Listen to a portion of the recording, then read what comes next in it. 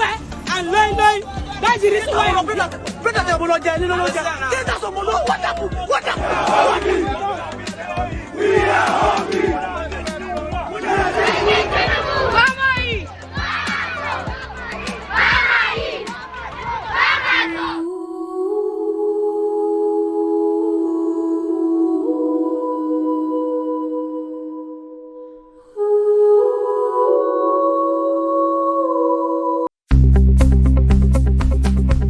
Have you been contacted by the IGP's office or the police? What are your thoughts on that? Have you made your details available? We responded to the IGP that he's the one who should make available the names of police officers who are going to be deployed, all of them, and they should provide their details, their ranks, and let us know who may be armed or unarmed amongst them, because this is completely a civil affair. There's no reason to collect the names of organizers. If you want to collect the names of the organizers of these protests, you will need the capacity to collect over 200 million names. So we've replied to him, and our lawyers are going to communicate this to him this morning in Nigeria. That's diversionary. That's not the issue. The issue is that as the chief police chief, the most top police chief in Nigeria, his duty is simple: go to work. Asking people to provide ID cards or provide evidence that they are entitled, or they're entitled to protest is not part of his job, and we're not going to waste our time on that, because this is going ahead in a few hours. The countdown is 3 days to the time. All right, but the police IG, through the spokesperson to the force, Muyiwa Adejobi, says this is standard procedure. It's standard procedure everywhere in the world that police will want to know who the leaders of the protests are, who the organizers of, what their aims are, the routes they want to pass through, and all that. Isn't that standard procedure in order for proper communication, he says? It is not standard procedure. It is when you are asking to use public facilities that you are required to provide your contact. And that was what the TIB in Abuja did by writing the Minister of FCT, Wike, that they want to use the Eagle Square. Those ones have contact. So if the IG is interested in that contact, he should contact the minister. But the contact is public information already. So, but what he's requesting for is bizarre. It's burdensome request that's just diversionary in our view. And we've responded that nobody's submitting any list to you. Nobody is going to give you contact as to why they are protesting. Did you provide the routes? Did you provide names, contacts? In case police needs to reach anybody to find out some more. Anybody that's written to the police commissioner in the state has provided their contact. When it comes to routes, we are not in a geography class here. People are engaging in protests. But you have to give the police maybe where they can come and provide the protection for you. They have to come somewhere. They can't That's why they should come. That's why they should contact those who wrote letters to them directly to say, in the case of Abuja, the venue has been provided as the Eagle Square. Are you telling me that the IG of police doesn't know where the Eagle Square is located? Let's move over to the FCT. You're aware of what the Minister of the FCT has said. You watched the video, we've all seen it. He has said that he hasn't received any letter from Take It Back or from you, but he didn't mention it, I don't think he did, requesting the use of Eagle Square. Can you clarify this? Have you written to the FCT minister? Did he acknowledge the receipt of the letter? If he has not received the letter, how did he know that a letter was written to him? It was probably asked, at that town hall. No, he said it in the video that he has sent the letter and that he's just waiting for it to be submitted to him. And we think that it's been submitted to him, but because of their own internal bureaucracy and inefficiencies, he has not received it. But let me educate him here. In one breath, he said, there's not going to be protest in Abuja. In another breath, he said, I've not received a letter for protest. Which one should we believe? I think he's just playing with semantics. Wike is a lawyer. He knows that you can be served information in more than one way. And this way, he could have accepted it by publication because the letter is all over the place. No, but he said you don't write to the FCT minister through social media. No, it's not true. He cannot dictate to us how we write to him because he's our servant. He's supposed to serve the Nigerian people. But in this case, I have also been assured that he'll get the letter first thing this morning in Abuja. You saw yesterday Tinubu's daughter at the Eagle Square, and I can guarantee you that she didn't write any letter to use the Eagle Square. They just went there, gave her the keys, she opened the place, and she used it. The Eagle Square is Nigeria's people's property. Wike is not the landlord. He should get that right. But there are ways. Some would say there are ways. Custodian. He said there a custodian. Yeah, it's a custodian of access, and we have gone through the process for letting him understand that this is what needed to be done. The reason we wrote to him was because there are some alterations that the organizers are asking should be done to the Eagle Square, like removing the iron mesh that separates the Eagle Square from the Aso Rock Villa to avoid the stampede or injuries. Oh wow! And really? So yes, because yes. Okay. So that is part of the reason why he was given enough notice. That mesh that is between the Eagle Square and the Presidential Villa should be removed because the protesters would like to visit the Aso Rock Villa in large numbers. That's interesting. But he was asking. He said that there are ways of going about this thing. For instance, I was asking, have you paid? Has a receipt been given to you for the use of that? So has Take It Back paid for the use of that venue? Has a receipt been given to you? We are not engaging in a musical concert. We are not asking to pay rent.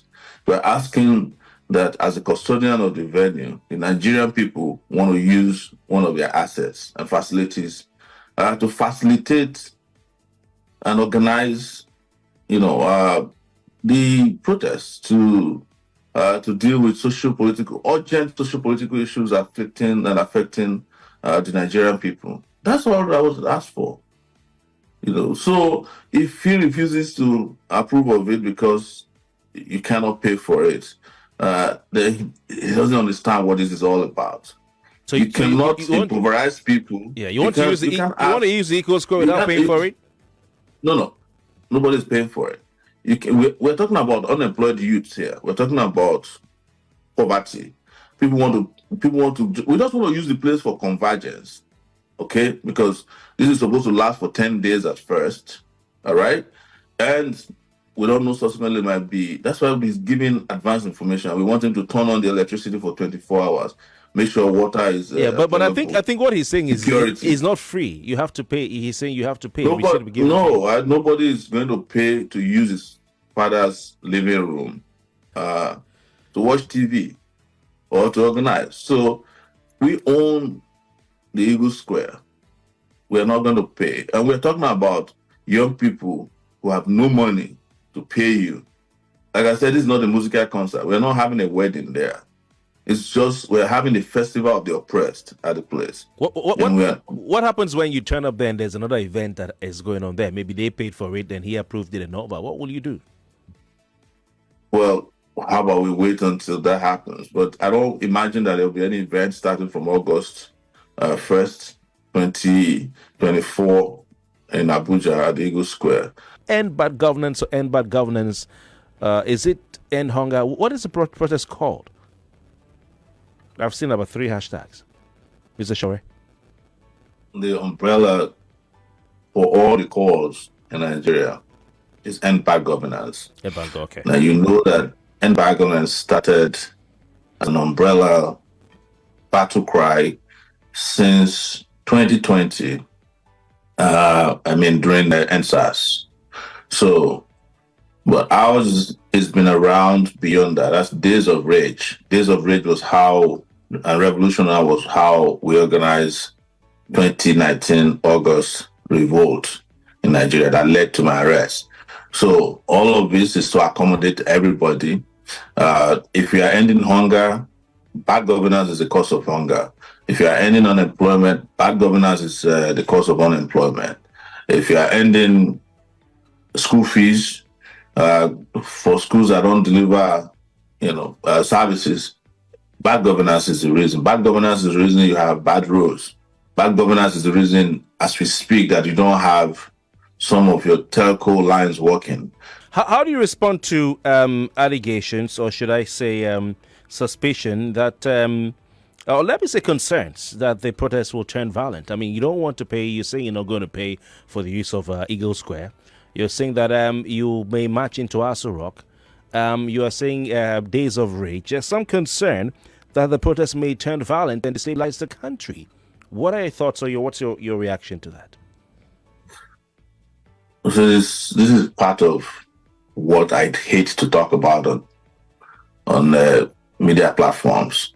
This constant accusation or allegation that somehow protests that are planned and have had history of peaceful and well organized behaviors are going to turn violent. But this is the blackmail that's been subsisting since I was born. Since when I was in the university, it's saying, "Oh, if you protest, it's going to turn violent." And every time there's a protest, it is never the protesters who turn violent; it's the government who turn it into violence, so that they can use it to suppress people. And they have done it so well that cognitively, a lot of people don't even understand that they're being programmed to believe that something that is legit is going to become illegitimate. So this is their own way of delegitimizing a well-organized idea to bring them to listen to the people. As I mentioned yesterday, protest is also a form of dialogue, except that peaceful protest, as we are going to have it, and whether they like it or not, or a revolt of this nature, is the dialogue with people who are tone deaf. The SARS protest, which was one of the biggest in Nigeria's history, was not violent until the Nigerian government introduced violence. First, by shuffling around thugs around the country. We saw them in SUVs in Abuja. They brought them in Lagos with Lagos-colored public transportation buses. You saw people with machetes. As we speak, they are deploying cultists across the country. They are deploying police. They are deploying soldiers so that they can introduce violence. They can perpetrate violence against all these young people who just want their voices to be heard and heard loud and clear. But we've gone beyond that now. This is going ahead, and nobody is worried about the subtle blackmail about, oh, this is going to be violent. But when we hear the word rage, one may say that connotes violence. Rage. Rage isn't a good word, is it? The rage is emotional response suppression. When people say, "I'm enraged by the way I'm being governed," what is wrong with that? And at any rate, if you're not enraged, why are you protesting in the first place?